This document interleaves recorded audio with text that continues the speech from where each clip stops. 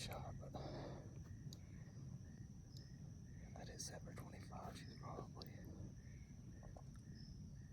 35. I just set it at the top of her vitals, anticipating the drop, but I don't know, man. It looks like a man missed. Give it a couple more minutes. I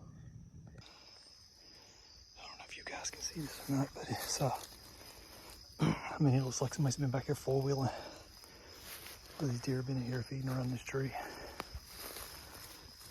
And this is what I saw. I picked this spot today, so I'm walking up to the arrow now. She come in right over there, milled down here. She's about 21 yards. But I was down in those trees there. She didn't have enough backdrop behind me. She picked me up pretty good.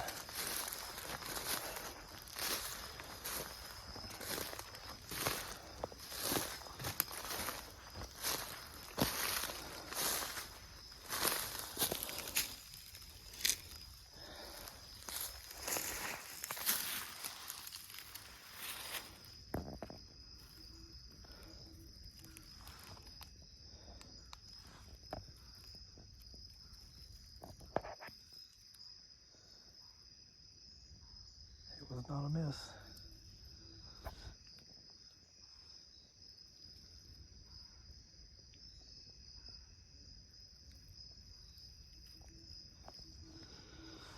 All right, let's go look for a deer.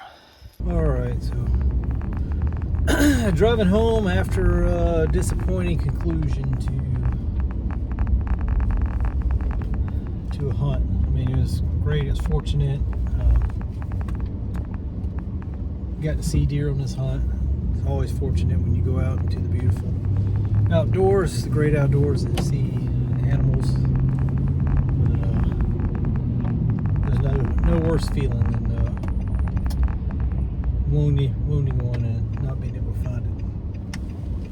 But you know, and I'm gonna put this out there as a lessons learned after action kind of thing. So, you know, if you watch this video, I'll give you my thoughts on what I did wrong. So, the first thing I think I did wrong was my stand placement, and I think that, you know, when I go back into that area, I'll set up on the ridge, looking down at that feed tree area,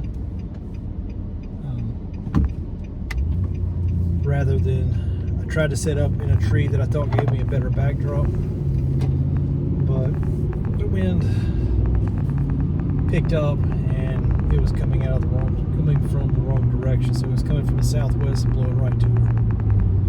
If I'd have set up above it, I wouldn't have that problem. But she'd also been walking in through a thicket in front of me, so if I'd have been up above it, so I'd have had more time to get my bow, get on target, and make a better shot that it would have been closer. So that was the first thing. The second thing is I took a shot that I don't practice for, and the range wasn't the problem. I mean, I'm 35 yards. I usually start at 40 yards for practice. Not an issue. Yardage isn't an issue. What was an issue was I had set my pin at 30 yards. I mean 25 yards rather. I wish I'd have set it either. I'd have just taken the time to set it to 35 yards. So when she made that move behind the tree, I would have been right on target. Like I said, it was set at 25, and I pulled it up just above the white colored hair on the belly, thinking she'd drop into the arrow if she tried to duck it, and I shouldn't have done that. I should have put it exactly where I wanted it, on the yardage I wanted. But it's all hindsight now. I mean, I tried something new. I was trying to use a little Kentucky windage to save time. It was a dumb mistake on my part. The other thing is, you know, what you can't say is that you need over 650 grains in single bevel to split a bone. I mean, I'm going to put the picture in it, but I do have the picture. You saw the schwacker in the picture that will be in the video. No damage to the schwacker. And it completely cut her offside leg off. So the arrow went below the body. It cut the leg off just above the knee, or whatever the bend in their leg is called, in the front leg. So, and matter of fact, you didn't really even hear it in the video. You don't hear a loud smack or anything like that. So I blood trailed her for almost 2 hours, and it was just specks. There was nothing to track, and it eventually just, after about 75 yards and some really thick stuff, I mean, it just disappears. So I gave it up. It wasn't, I don't think it's a fatal shot, and I don't think I was ever going to find that deer. But anyway, that's my lessons learned and after action. Too bad it wasn't a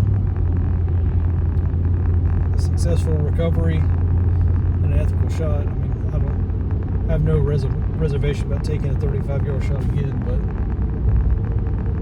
you know, next time it'll be under a situation where I dial in the specific yardage and I take the shot that I want to shoot, not anticipating that the doe may drop or she may not, or I'll just take the shot that I want, which would have been just above the bend in the elbow, with, you know, the yardage being pinpointed. So that's it. Hope you guys find this video useful. Hopefully you don't make the mistakes I make. And, as always, shoot straight. God bless. Stay safe out there.